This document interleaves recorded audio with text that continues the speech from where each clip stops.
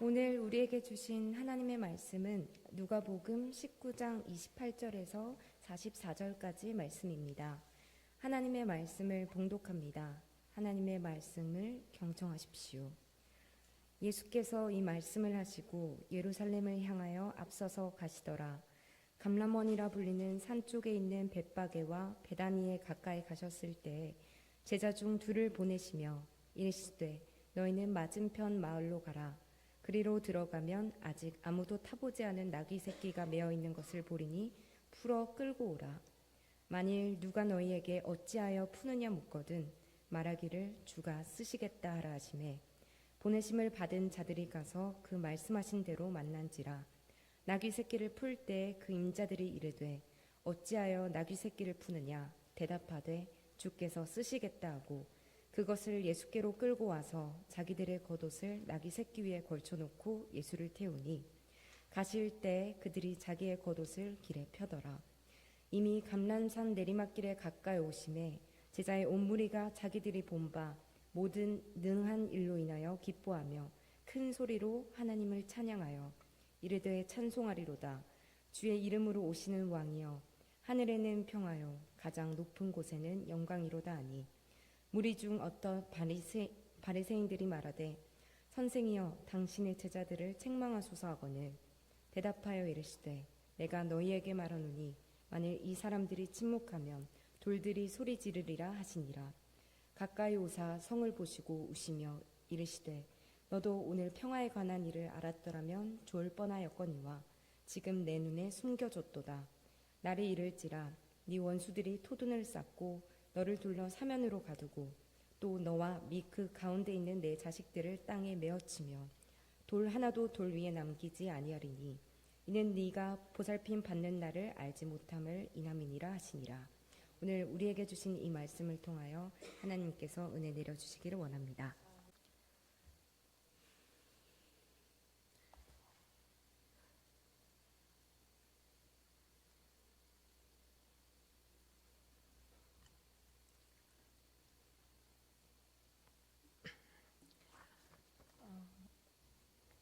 오늘 설교 제목이 낯설 수 있을 것 같습니다.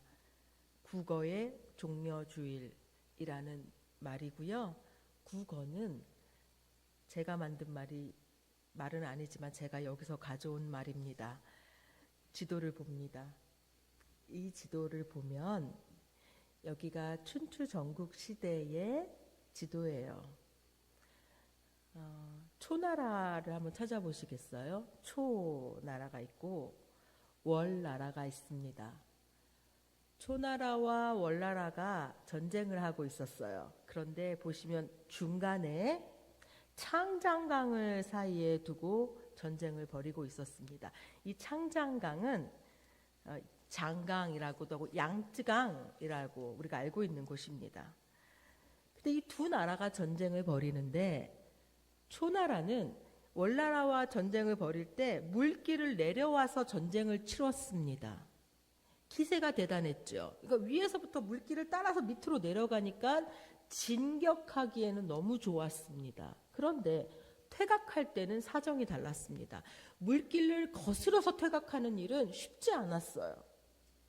근데 월나라의 경우는 반대였습니다. 공격할 때는 물길을 거슬러서 이렇게 올라가서 공격을 해야 되고 퇴각은 아주 손쉬웠습니다. 물길을 따라서 그냥 쑥 내려버리면 퇴각을 하니까요. 묘수를 찾던 초나라는 유명한 기술자인 공수반이라는 사람을 모시고요. 이 공수반이 초나라를 위해서 중요한 기구를 두 가지를 만드는데 하나는 잡아당기는 구라는 기계였고 하나는 밀어내는 거라는 기구였습니다. 그러니 구와 거는 갈고리처럼 생긴 구라는 기구를 통해서 이렇게 잡아당기는 기구를 하나 만들었고 하나는 밀어내는 기구인 거를 만든 겁니다. 적이 탄 병선이 막 후퇴하려고 하면 구로 잡아당기는 거예요. 그리고 적병이 막 전진해 오면 거로 밀어내는 겁니다. 그러니까 구와 거가 구가 잡아당기고 거가 밀어내는 거예요. 이러한 기구들을 만들어서 초나라의 승리를 이끈 이야기가 있습니다. 제가 오늘 설교 제목으로 구거라는 말을 쓴 이유는 바로 이 의미입니다. 구거는요, 전쟁을 승리하게 하는 중요한 무기였습니다. 근데 중요한 것은 타이밍이에요. 이렇게 병선이 후퇴하려고 할 때 구로 이렇게 막 후퇴하려는 병선을 구로 잡아들여야지 거로 밀어내면 안 되죠. 막 전진해 오고 있는 적의 병선을 거로 밀어내야지 구로 잡아당기면 안 되잖아요. 우리는 잡아당기는 갈고리 구와 밀어내는 도구 거를 가지고 살아갑니다. 여러분들 어떤 것을 가까이 할지, 어떤 것을 밀어내야 할지 우리는 그것들을 늘 판단하면서 살아갑니다. 여러분들에게는 어떤 구와 거가 있으십니까? 종려주일인 오늘 저는 이 구거라는 키워드를 가지고 종려주일의 하루를 들여다보고자 합니다. 예수님이 예루살렘에 들어가는 순간까지 동행한 무리들은 예수님의 추종자들이 있었고요. 그 무리 속에는 예수님의 추종자에 속하는 사람들이 있었고요. 또 하나는 유월절 축제를 위해 예루살렘으로 온 순례자들이 있었어요. 예수님께서 나귀를 타시자 사람들은 이것은 정치적인 의도를 선언하는 시그널이다라고 생각을 했습니다. 그 이유를 곧 말씀드립니다. 28절 이렇게 시작하죠. 예수께서 이 말씀을 하시고 예루살렘을 향하여 앞서서 가시더라. 감람원이라 불리는 산 쪽에 있는 벳바게와 베다니에 가까이 가셨을 때 제자 중 둘을 보내시며 이렇게 이야기가 시작됩니다. 지도를 봅니다. 오늘 오늘 우리가 누가복음 보고 있는 이 누가복음의 바로 앞저 19장에 삭개오 이야기가 나오죠. 여리고에서 삭개오를 만난 이야기가 나옵니다. 여리고가 보이시죠? 여리고에서 이쪽으로 건너오시면서요, 예루살렘을 향하여 가시는데 벳바게와 베다니는 거의 붙어 있어요. 한 1.6km 정도 떨어진 아주 거의 붙어 있는 마을이었습니다. 이 베다니는 우리가 들어봤죠. 예수님의 친구였던 나사로, 마르다와 마리아가 살고 있던 마을이었습니다. 예수님이 이 말씀을 하실 때 이 시점에서 그들이 벳바게에 당도했을 것이고요. 그들이 이 베다니로 보내서 이 말씀을 베다니로 보내면서 이 이야기를 진행하는 걸로 보입니다. 마태복음은 이렇게 기록을 합니다. 마태복음을 보겠습니다. 그들이 예루살렘에 가까이 가서 감람산 벳바게에 이르렀을 때에 예수께서 두 제자를 보내시며 이르시되 너희는 맞은편 마을로 가라. 그리하면 곧 매인 나귀와 나귀 새끼가 함께 있는 것을 보리니 풀어 내게로 끌고 오라. 벳바게에 이르렀을 때 맞은편 마을이라고 하니까 베다니로 보이죠. 제자 중에 둘을 보내시면서 이렇게 말씀하셨습니다. 그죠? 나귀 새끼가 묶여져 있을 텐데 풀어서 가지고 오라. 이 말씀을 하고 있었습니다. 자, 유월절을 지키기 위해서 예루살렘으로 오고 있었던 사람들은 이미 예수님에 대한 소문을 들었을 것입니다. 그 정서는요, 약간 우호적인 방향이었을 겁니다. 그러니 주가 쓰시겠다라고 하면 풀어주실 것이다, 내줄 것이다 라고 이렇게 말했던 거죠. 그런데 잘 보십시오. 요 벳바게 베다니부터 예루살렘까지 1.6km라는 아주 짧은 거리인데 굳이 나귀를 타고 들어오시는 이러한 장면, 예수님이 굳이 그렇게 하신 이유가 무엇일까라는 것에 대해 우리가 생각해 보게 됩니다.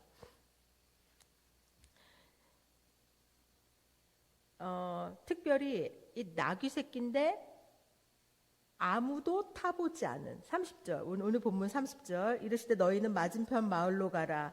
그리로 들어가면 아직 아무도 타보지 않은 나귀 새끼가 매여 있는 것을 보리니 풀어 끌고 오라 라고 되어 있습니다. 아직 아무도 타보지 않은 나귀 새끼라고 하는 것의 의미를 유대인들은 알고 있습니다. 우리가 민수기 19장에요. 부정을 씻는 물에 필요한 붉은 암송아지 재를 만드는 그 암송아지 역시 아직 멍에를 메어보지 않은 암송아지여야 했어요. 즉 일반적인 용도로 한 번도 사용되지 않는 짐승만 거룩한 용도에 사용될 수 있었어요. 그러니 여기서 아무도 타보지 않은 나귀 새끼를 가지고 오라라는 이 말은요, 이것이 굉장히 거룩하고 엄청난 의미로 쓰일 것이라는 것을 알게 하는 거죠. 이 예수님의 말씀을 들은 두 제자가 32절 보내심을 받은 자들이 가서 그 말씀하신 대로 만난지라. 두 제자가 예수님 말씀에 순종해서 갔어요. 갔더니 진짜 나귀 새끼가 묶여있는 것을 발견합니다. 그리고 예수님께서 이미 주의를 주셨듯이 실제로 나귀 주인들로부터 이거를 왜 끌고 갔냐고 물음을 받습니다. 33절 나귀 새끼를 풀 때에 그 임자들이 이르되 어찌하여 나귀 새끼를 푸느냐. 이 나귀 새끼는요 값비싼 짐승이었기 때문에 당연하죠. 주인들이 그거 왜 가져가느냐라고 묻는 것이 당연합니다. 근데 그때 제자들이 예수님께서 하셨던 말씀 그대로 전하죠. 34절 대답하시되 주께서 쓰시겠다 하고, 그리고 35절 그것을 예수께로 끌고 와서 자기들의 겉옷을 나귀 새끼 위에 걸쳐놓고 예수를 태우니. 자, 이와 동일한 사건을 다루고 있는 마태복음은요, 이 사건 데리고 와서 옷을 이렇게 덮고 길에다 까는 이러한 행위를 스가랴 9장 9절의 예언을 확증하는, 예언을 성취하는 왕으로서 예수님을 확증하는 데 초점을 맞추고 있습니다.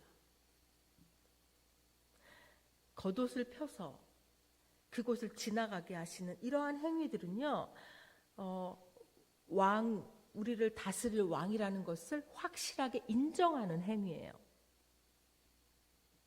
근데 이 행동이 그렇게 들어오실 때 보통 말이나 전차를 타고 들어오는데, 지금 예수님은 나귀 새끼를 타고 오시면서 예수님께서 왕으로서 오시는 이 이유와 목적과 성격을 분명하게 지금 보여주고 있습니다.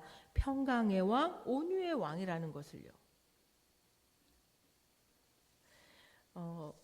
열왕기하에 보니까 이런, 우리가 그 이세벨 선지자와 아합 왕을 처단하는 예후 선지자가 나타나는데, 그 예후 선지자를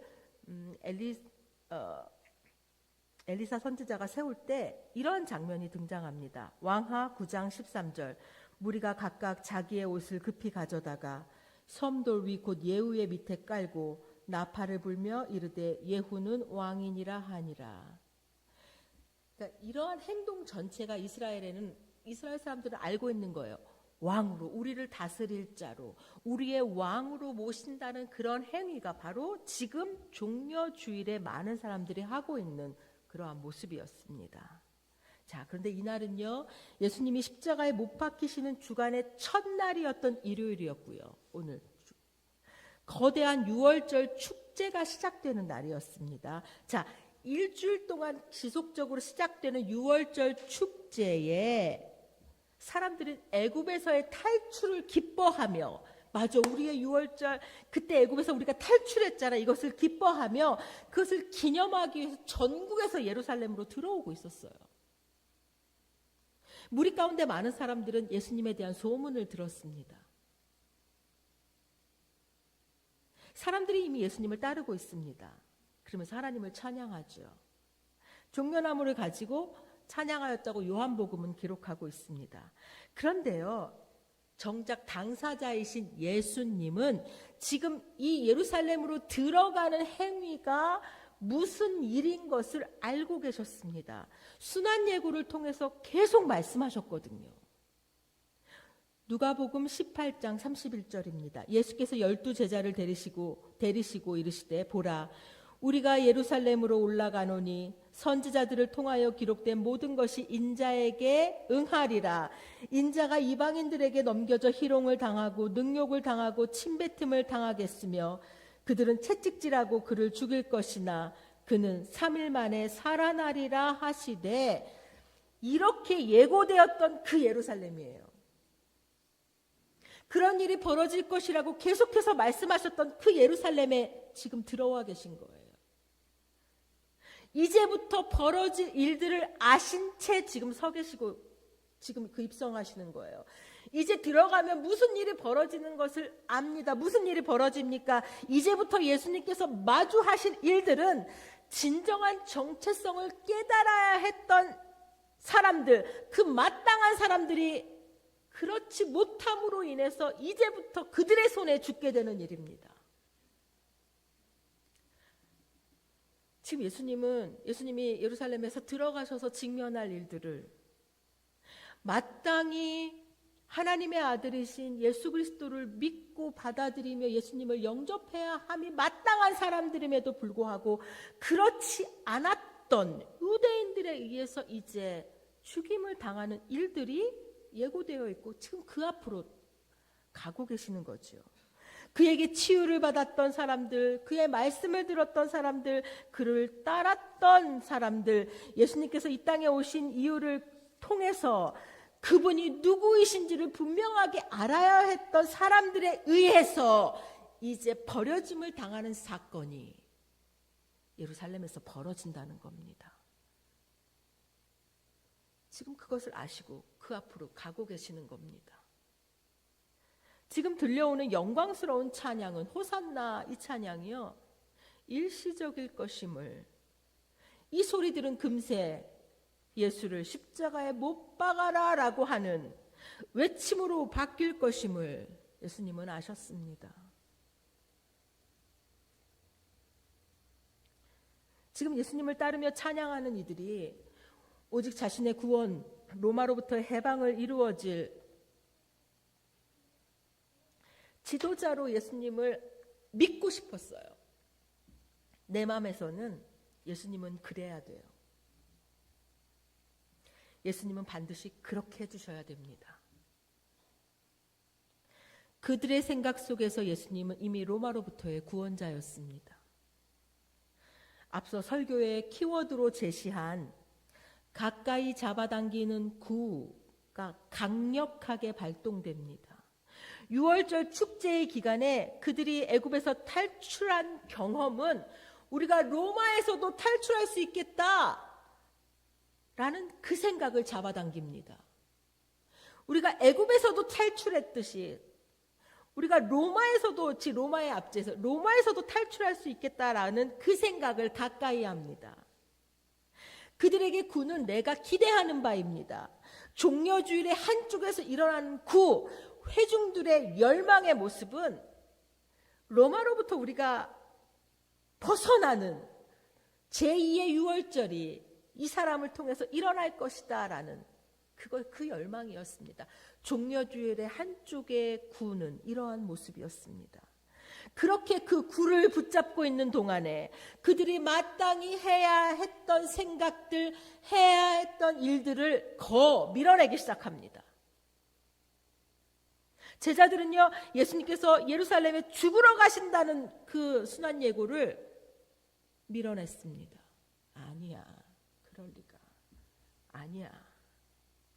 무리들은 앞서서 예수님 계속 비유로 말씀하셨어요. 비유에 대해서 말씀하시면서 예수님의 초림과 예수님의 재림 사이에 시간이 있고 이것이 최종 심판이 올 것이다라는 말씀을 지속적으로 했건만 아니야, 밀어내고 있었습니다. 개념치 않았습니다. 종려주일 한복판에 구와 거가 일어나고 있습니다. 그들의 구 잡아당기기가 한창입니다. 그들은 이전에 자신들이 누렸던 영광스러운 그 시간들을 다시 이루어줄 민족의 지도자를 간구했습니다. 그래서 그들은 그것만을 잡아당겼습니다. 그것만을 가까이 했습니다. 그 생각만 했습니다. 그러므로 그들은 선지자의 예언의 귀를 막았고 예수님의 진정한 사명에 눈을 감았습니다. 자신들의 굴을 가까이 하면서 마땅히 해야 될 생각들, 마땅히 받아야 될 말씀들을 밀어냈습니다. 이러한 전개 속에서 결과는 예상이 되지 않습니까? 예수님은 그들이 원하는 대로 이행하실 의향이 없다는 사실이 명백해지면 많은 이들은 예수님을 차갑게 배신할 겁니다. 등을 돌릴 겁니다. 39절부터 40절입니다. 무리 중 어떤 바리새인들이 말하되 선생님이여 당신의 제자들을 책망하소서 하거늘 대답하여 이르되 내가 너희에게 말하노니 만일 이 사람들이 침묵하면 돌들이 소리 지르리라 하시니라. 여기에는 회중과 달리 또 하나의 사람들이 나타나는데 바리새인들이 등장해요. 이 바리새인들은 다른 관점에서 기분이 나빴습니다. 기분이 언짢았어요. 회중들이 왕이라고 예수님을 부르는 것에 기분이 나빴어요. 신성모독이라는 겁니다. 아니 어떻게 자신들보다 더 권위 있는 말들을 예수님한테 할 수가 있지? 지금 이 지점에서 바리새인들은 불쾌했습니다. 회중과는 또 다른 지점이었어요. 그들이 예수님을 왕이라고 외치며 로마에서 또 다른 왕이 생긴 줄 알고 군대를 보내서 우리를 진압하면 어떡해? 이러한 생각들이 들면서요, 예수님께 아니 거 좀 백성들을 좀 잠잠히 시키십시오라고 이렇게 바리새인들이 화를 냅니다. 그때 예수님이 백성들이 잠잠하면 돌들이 소리 지르는 거라는 이러한 말씀을 하십니다. 예수님의 말씀은 단호하셨어요. 즉 참된 메시아를 위한 찬양은 그 누구도 말할 수 없는 일이고 또한 이 돌들이 예수님을 거부한 당신들을 기억할 것이다. 이러한 말이었습니다. 그리고 41절 가까이 오사 성을 보시고 우시며 가라사대 너도 오늘날 평화에 관한 일을 알았더면 좋을 뻔하였거니와 지금 내 눈에 숨기웠도다. 이 부분은요 오직 누가복음에만 기록이 되어 있는 부분이에요. 막 회중들도 기뻐하고 이렇게 막 전체적으로 들뜬 이러한 상황 속에서 예수님이 우시면서 예루살렘 성을 바라보고 있는 이러한 상황은 굉장히 대조적인 장면입니다. 예루살렘은 살렘 평화의 성이라는 뜻의 이름을 가지고 있어요. 그런데 이 성이 정작 평화롭지 않다라고 말씀하고 계시는 겁니다. 이 평화의 성이 진정 평화를 어떻게 얻는 것임을 알았더라면 너희들이 진정 평화를 얻을 수 있었을 텐데 이런 말씀입니다. 그 평화의 성 안에서 유대 지도자들이 그들의 메시아를 거부하였습니다. 그 평화의 성 안에서 하나님 당신 자신이 그곳을 방문하였지만 예수 그리스도를 통한 구원의 제안을 거부하는 일이 이 평화의 성 안에서 벌어지고 있었습니다. 이 예루살렘의 구원자를 거부한 이 예루살렘이 어떻게 될지에 대한 예언이 43절부터 44절이었습니다. 이 부분은 여러분들이 읽어주십시오. 시작.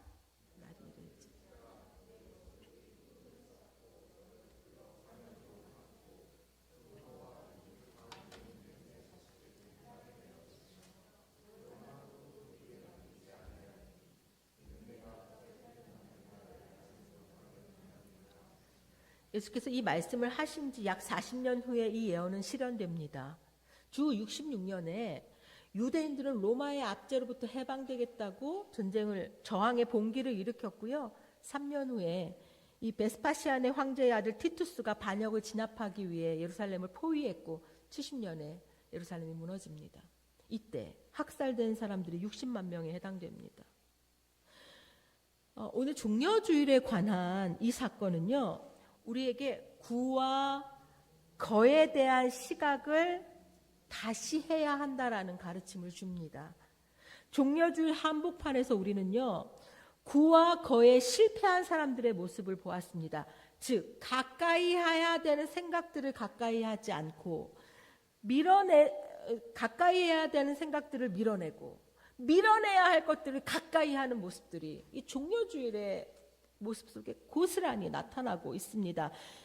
우리도 우리 자신의 모습을 봐야 합니다. 첫 번째, 그들이 밀어내야 했던 것은 무엇이었냐면요, 자신들의 판단이었습니다. 그들은 예수님의 말씀을 통해서 예수님께서 자신들이 이전에 누렸던 민족의 그런 영광을 회복시키기를 그러한 민족의 지도자로 기대하는 마음을 밀어내야 했습니다. 호산나 찬양하는 이 찬양이 하나님의 구원의 방법대로 오신 그 예수님을 맞아들이는 그리스도를 향한 찬양이 되도록 그들 아래에 있는 이 욕망을 밀어내야 했습니다. 예수님을 온전히 받아들이도록 내가 갖고 있던 욕망을 밀어내야 했었습니다. 자신의 판단을 밀어내고 예수께서 오신 목적 앞에 엎드려야 했습니다.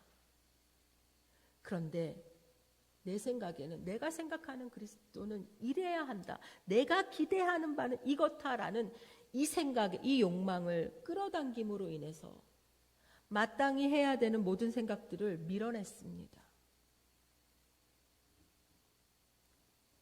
그들이 그러면 가까이 해야 했던 것은 무엇입니까? 그들이 가까이 해야 했던 것은 예언의 말씀이었습니다.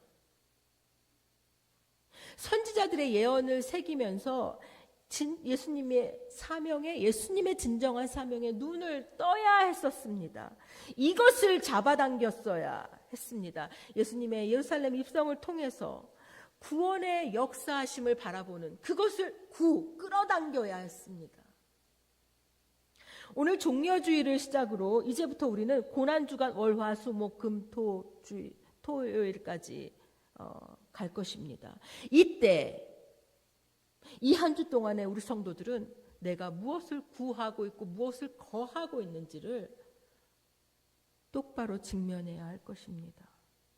우리가 가까이 잡아당기고 싶은 것들이 내 생각과 내 소망들이라면 그것이 어디로부터 왔는지 볼 필요가 있습니다. 나에게 왜 그 소망이 있고 나에게 왜 그 생각이 있지? 그것이 예수님의 가르침과 맞는가?